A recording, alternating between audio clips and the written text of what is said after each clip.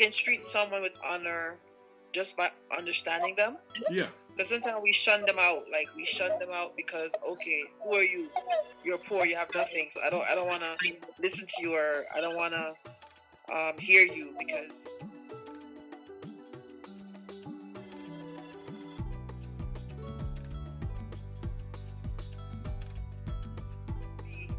You can treat someone with honor just by understanding them. Yeah. Because sometimes we shun them out. Like we shun them out because, okay, who are you? You're poor. You have nothing. So I don't want to listen to you, or I don't want to hear you because you're nobody. But if we have that spirit of understanding, because we'll treat a rich person with understanding and a poor person without it. But if we have understanding, true understanding in our hearts, we'll understand both poor or rich. Yes. Yes. And we should take time out to understand people. One of the best ways to understand somebody is to listen to them. Mm-hmm. With that said, with respect, and you listen to somebody who's a believer, who spew out negativity to you, and you just don't respond. How do you deal with people like that and they're believers? You know, because there's a scripture and it says that you should honor those that are older than you as fathers, honor those that are older than you as mothers, honor those that are like basically the same age as you as brothers, and those that are younger than you, brothers and sisters, and those that are younger than you as sons and daughters. And I think the best way that you deal with people that are dishonorable or that are not right is that you have to correct them, but you have to correct them with honor. Because it's kind of like this, like you probably don't want to be as rough with people as you'd be with your children, but the intention with your children is that I want my child to change, but I love them. So I would never. So for example, no matter what my children do, I would never do something to them to kick them out of the church permanently, because I want my children to go to heaven. So when a person in church is behaving in ways that are not right, I have to correct them. If they're older than me, I talk to them like I'm talking to my dad. If they're like my peer, I talk to them like I talk to my sibling. And if they're younger than me, I talk to them like I talk to my child. But I have to talk to them with a spirit of honor, but also with correction. With the correction, because a lot of people, they have like a Cain spirit, and they want to kill people that are around them. So for me, if I'm Cain's sibling, I'm gonna say to him, leave Abel alone. As a matter of fact, I'm gonna go to Abel. I'm gonna protect Abel from you because you have a Cain spirit. Amen.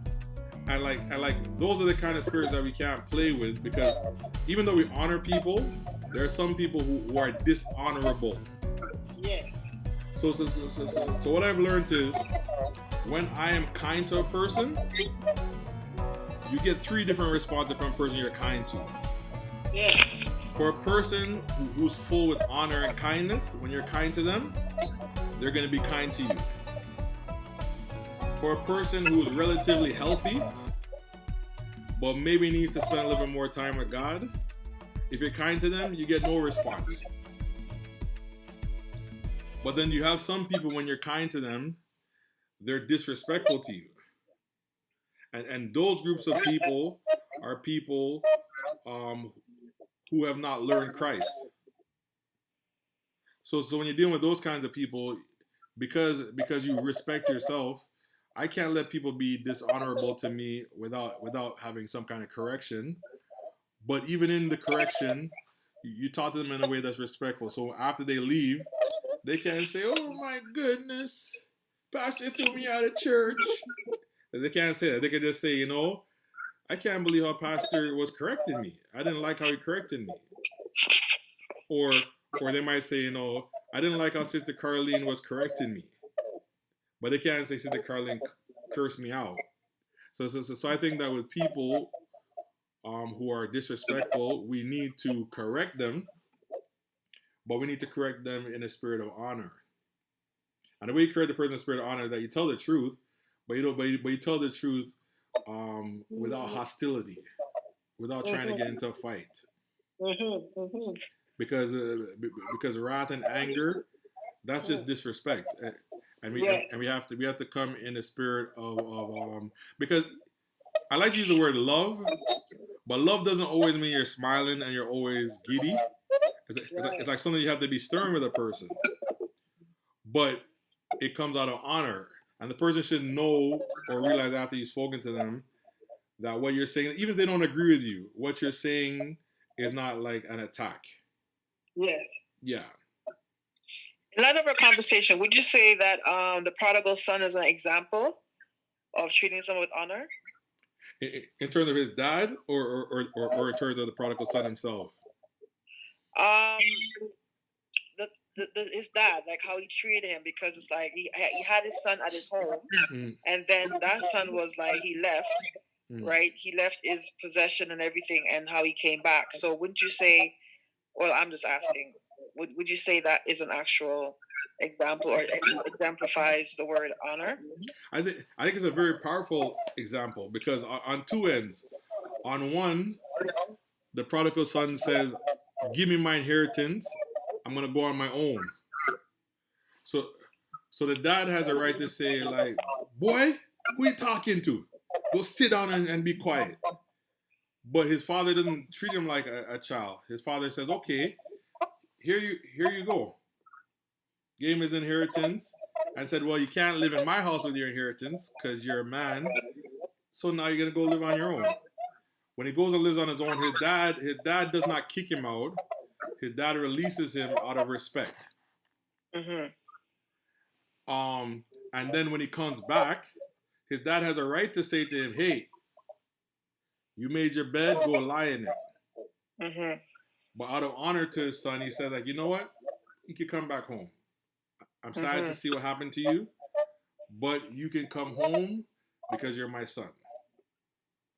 But on the converse side, both of his sons demonstrated disrespect. Because the younger son, he says to his dad, "Give me my inheritance." Like, that's disrespectful. Yeah. Because your dad is living, why are you asking for your inheritance? At most, you should probably say, "Dad, I'd like to go on a trip. Can you fund my trip or whatever?" But you shouldn't say, "Give me my inheritance," because you're pretty much saying, "I wish you were dead." And yet the father still treated him with honor, but he didn't say, "Stay home, son, stay home." He said, "Okay, you were disrespectful. I'm going to give you a correction. And the correction is that you no longer have access to me or the things I have. But if you want to come back, come back." So that's kind of what happened, right? And then the older son, he also was disrespectful because when he sees the dad welcoming back in the younger son, he's basically saying to the dad, like, "What are you doing? You have favoritism.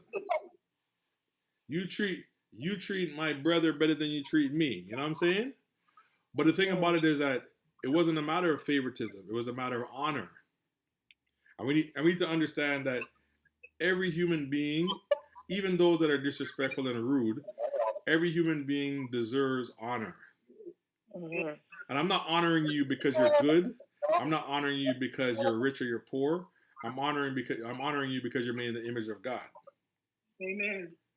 Right? So even when people are disrespectful to us, we still should treat them with honor, but we should also give them a correction. Because my relationship with you is a choice. If I didn't birth you, then then it's a choice I made. If you didn't birth me, then it's a choice that you made. So any relationship out of parent and child is a relationship of choice. So you need to honor me if you're going to be in a relationship with me, and I need to honor you if I'm going to be in a relationship with you, or we're going to have a bad relationship. So would you say then, because he granted forgiveness to his son, that is honoring him as well, because he forgave him? I think forgiving him is honor, but I think the honor really is in the fact that he gave the son an opportunity to be forgiven. Because if you know something about the dad didn't go and chase down the prodigal son. He didn't go chase him. He stayed at home.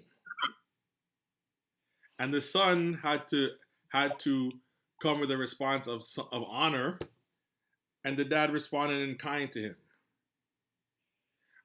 I think the dad already forgave him before he came there, but the son had to come to a knowledge of respect of himself and his father to come to receive the forgiveness. And I think when it comes to Christianity, a lot of people, because of disrespectfulness of themselves and disrespectfulness in their spirit, they resist God and they're looking for God to chase them. And God doesn't generally chase us. He might speak to us, he might encourage us, but he's not going to be begging us to come and serve him. So God will always honor us, but then we also have to honor him. And I think that's a key point for us as well, is when a person is disrespectful to us, it's not something that we have to really put up with, but you don't fight people for honor. You just let people know, I will treat you with honor, but there are certain benefits between our relationship that you cannot have. Mm-hmm. Because God's love is unconditional, but God's provision is conditional. It's conditional. Mm-hmm. Can you please say that again? I says God's love is unconditional, but his provision is conditional. And what I love about God is that it's not like God withholds stuff, good stuff from us, just because he's mad at us because we don't honor him. That's not what I mean. Is that God understands that when you put money in the hand of a dishonorable person, they will spend it. And that's pretty much the prodigal son. Right? And not just spend it, they will spend it to their own demise. Because if you go and spend your money, you buy a nice car, you buy nice things, you buy a little house or whatever, you may not spend it in the wisest way, but it doesn't really impact your own physical health. But if you spend your money on drugs and alcohol and all kinds of things that are going to kill you, that's what a person does that's full of dishonor. They dishonor you, but they ultimately dishonor themselves. So God will limit his provision for the purpose of causing a person to be able to live longer, or causing a person's eyes to open up so they can get a better understanding. So God has unconditional love. And sometimes people will accuse you and I saying that we don't have unconditional love because we stop our provision to them. But sometimes you got to stop it. Mm-hmm. But you don't stop it out of anger. You stop it out of the fact of thinking about, look at their behavior. Yes. And look what I'm investing in. Yes. And if I continue to invest in this, what will it come to? Yes. Yeah. And what will you become? Yeah, but again, yes. Like I said too, one of the problems in that, if you go back to the prodigal son, and come back down to that, is that when the son was coming back to the father had already forgiven the son for what he was doing before. Yes. Right? So the father embraced to the son, and the father reaction to the son. It wasn't nothing that the son had done why the father reacted that way. Yes. It's just the fact that he's coming back. Mm-hmm. You understand? Yes. And again, the thing about life is that we say honor and or you continue to put into something and not getting respect or you're not getting it back. Yeah. But what I find a lot of time is that people don't put in anything to justify anything coming back. Yes. Right? Mm-hmm. So in a relationship, you might have one person is upset with someone else, and a wife is upset with her husband. And then she said to herself, oh, you know what? I'm sowing all this thing into him and he's not doing nothing. And the fact of the matter, she ain't sowing nothing, right? She's just looking for a response or a change from him. Again, he's not responding and changing, so she just wasn't giving nothing. The bottom line, I think, when it comes to relationship, love, and honor, is that I think you gotta do honor means honor in the sense that you gotta do what you're called to do, right? And sometimes what we do is we take the place of God's judgment, right? So what we do is that we are called to, I'm called to love you, right? If you are disrespectful to me, right, I gotta still love you, right? And I gotta treat you in a way, in love, regardless of what, right? My treating you in love, right, is a way that's gonna say to you, hey, wait a minute, why are you treating me like this? But after all what I'm doing to you, again, you might change, right? The problem a lot of times is that you're treating me disrespectful, I don't love you no more. No, I gotta fix the issue with me and you. I gotta talk to you about it. I cannot alter my thing for loving you because I'm commanded to love you. Yes. Right? And your reaction towards me doesn't stop me from loving you. Right? Your reaction towards me, as I say, God love is unconditional, but his provision is conditional. My reaction towards you, right? Everything I gotta do, I gotta be in love, just the same way. But I gotta, what I say so. But when I deal with you in a way that you know I love you, right? But even though I love you, you can't get this and you can't get that, right? The problem is that a lot of people take that part, right? And they're not dealing with love or dealing with honor, right? So they want to push down what they're doing to say, you know, you don't honor me, well, this is what you get. Yeah. And there's no love. There's nothing there. We can't stop loving. Yeah, but love has to be unconditional. But isn't loving also forgiving? Because that's also honoring someone, right? By forgiving them. You honor God first. No, that I understand for sure. But like when I say, okay, so if he didn't have forgiveness, right? Yeah. He could have never honored him. Yeah. So wouldn't we have to have that kind of attribute, that character of forgiveness to honor that person? Yes. But what we do a lot of time is that we never forgive, but we want to honor, and you can't do that. That's what I'm saying, that we need to forgive. That's what I'm saying. That has to be a part of our character, that we have to have forgiveness to honor that person. Right, Pastor? Yes. You're quiet. Yes. Yeah. You're the deceitful part, or we deceive ourselves. We deceive ourselves a lot of time. A lot of time we say we'll forgive, but we don't forgive. I think at the end of the day, one of the biggest problems that we have is at the heart of honor is understanding. And a lot of times you have people talking and they have their mind made up on something, but they don't understand the other person's perspective. Yeah. And I think that in order to have a culture of honor, you have to have a culture of listening. And listening, suspending judgment and just listening to each other and understanding each other. And then once you come to a complete understanding, then you can develop some stuff. Because to me, love is unconditional. We should never withdraw our love or take our love away from those that are close to us, or even to ourselves as brethren. We shouldn't take our love away from each other. But at the same time, honor is essential. And we need to have conversations with each other sometimes to be able to honor each other and to respect one another. Because because even Brother Mark said something on Sunday that I didn't really address, but I said I have to address it one day. You were saying that shouldn't we honor leaders in the church? And we should. We should have great honor for leaders in the church and for people that that lead in the church, for pastors and ministers and so forth. We should have great honor for them. But I think the problem we're having in church is a dishonor for each other. I'm not talking about our church specifically, just church in general.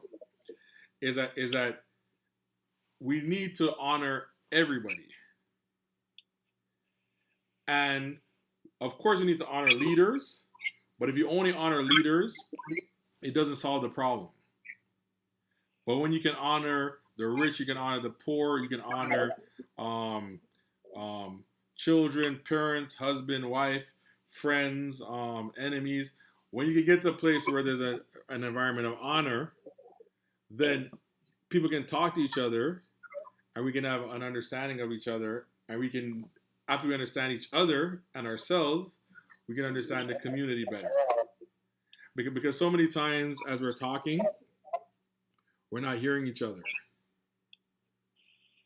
And we need to understand each other, because in understanding each other, we can have a deeper honor. Like, we're talking about this, and I'm thinking, like, sometimes we approach a person, right? And we're trying to understand them, but they don't like to go in depth on their real, true feelings. Yeah. Like, you say to a person, how are you? Oh, good. It's like the normal, answer to the question whenever we ask that question. It's just a generalization, but it's not really the truth of how it is. You just say it, and we're trying to understand them. But why is it that we don't want to convey, I don't know, our true feelings to someone when they actually ask the question? Like, I don't understand.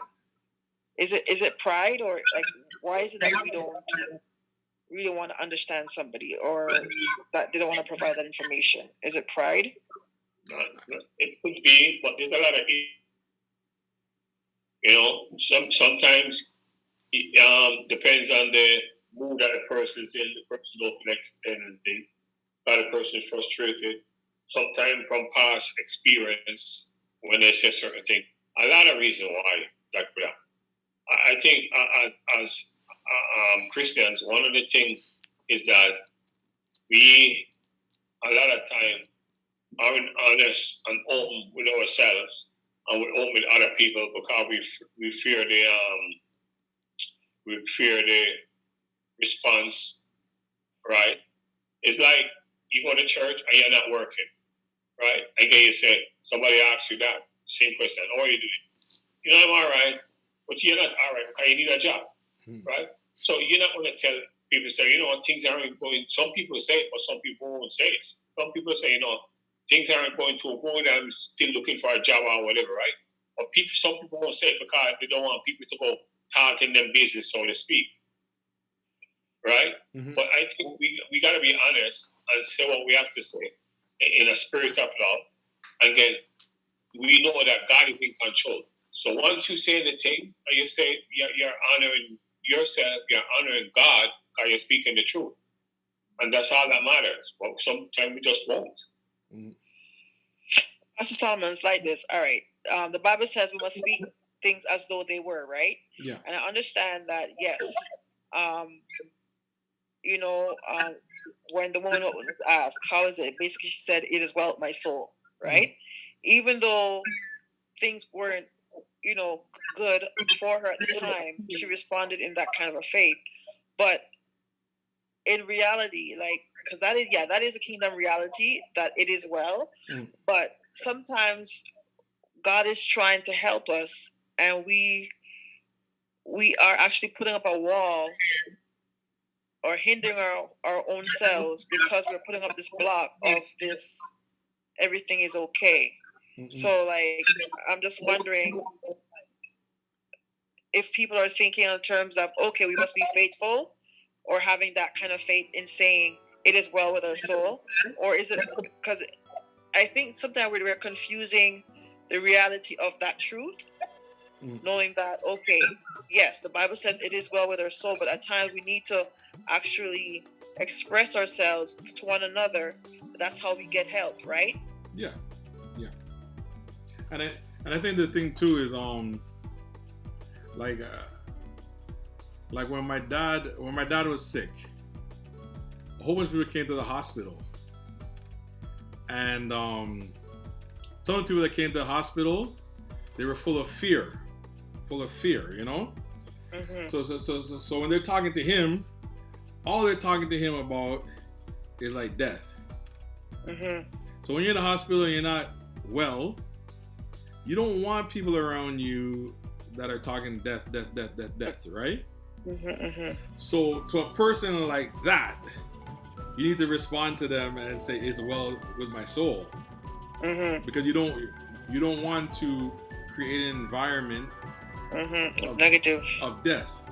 Mm-hmm. But if you're talking to a person like, you know, who is a person of life, a person who wants you to live, a person who's going to pray for you, a person that believes God, I believe that God can heal you, you can look at them and say, "Man, I feel sick. I feel like I'm going to die." Mm-hmm. Not because you're confessing death, but it's because you're linked up with a group of people or in an environment that will bring you life. Mm-hmm. So I think a lot of times as Christians, we're not honest with ourselves because we don't understand the importance of environments.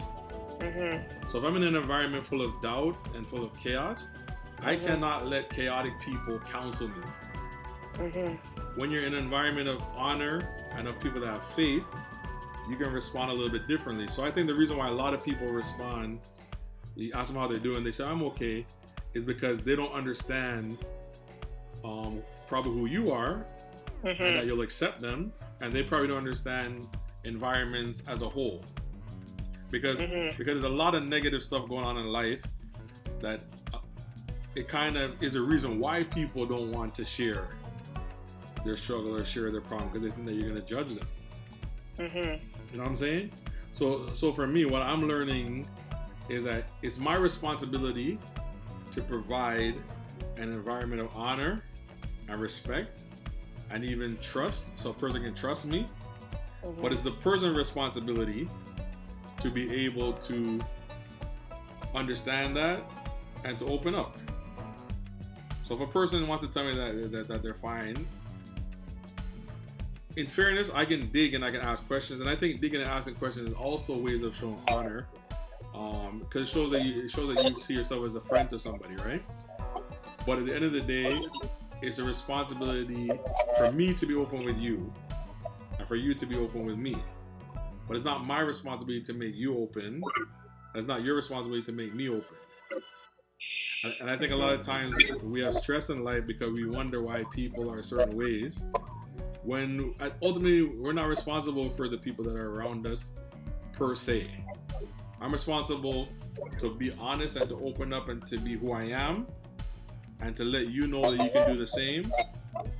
But you can't make somebody else just tell you, "Oh, I don't have a job," or make somebody else tell you that, "You know, man, I'm suffering right now." You want to treat people with enough respect so they can feel comfortable to share that stuff with me or with you. But it's not your responsibility to make people do that.